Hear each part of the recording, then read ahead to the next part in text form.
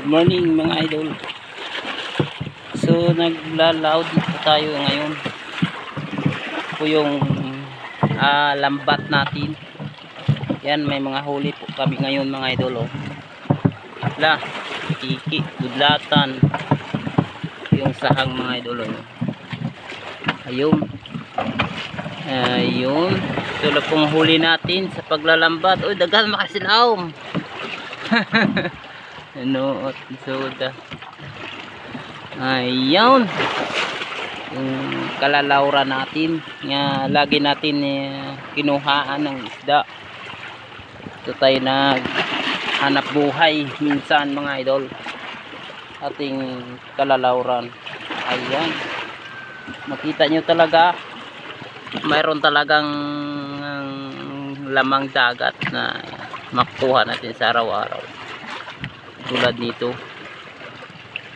Tiki-tiki mga idol. Yan, tingnan nyo po mga idol. Ano bang klaseng isda na to? Dalawang ulo. Tingnan nyo po, kinakain niya isa. Ayan, nagdugtungay po yun. Matingala ka talagang isda na yan. Kinakain niya isa. Siguro gutom-gutom na yan. Ito po yung tinatawag na isdang tiki-tiki mga idol. Ayan. Ayan. Ito po kalalawran natin. Kung sasakyan natin na pamboat or baruto or pamboat mga idol. Yung naskargahan ng ating lambat. Na?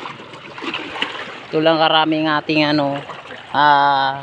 lambat na ginagamit. Yung ito natin di pa nga nakuha yung ito na to mga idol.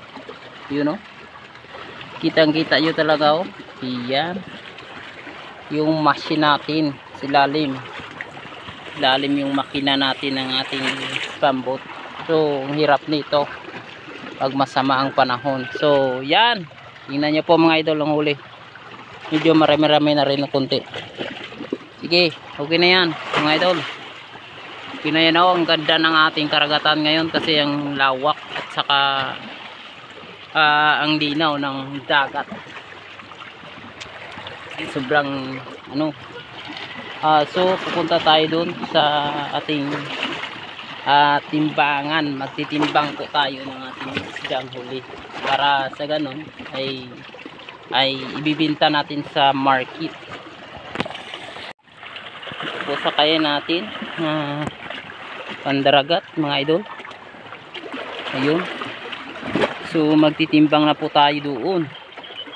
Saka ito rong karagatan natin, sobrang linaw at saka ang laki ng dagat, masarap paliguan mga idol. Yan ayun.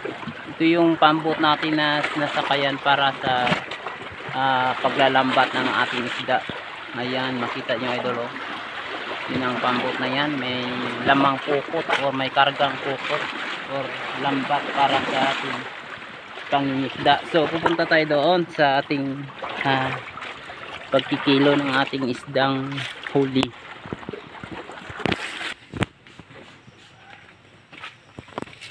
Ayan, timbangan mo na yan para malaman kung ilang kilo. Yan mga idol. Nakahuli rin tayo ng ating isdang maulam. Ayun. Ayan, itong sahang. Masarap to sa bawan mga idol. Hi G. Hi G.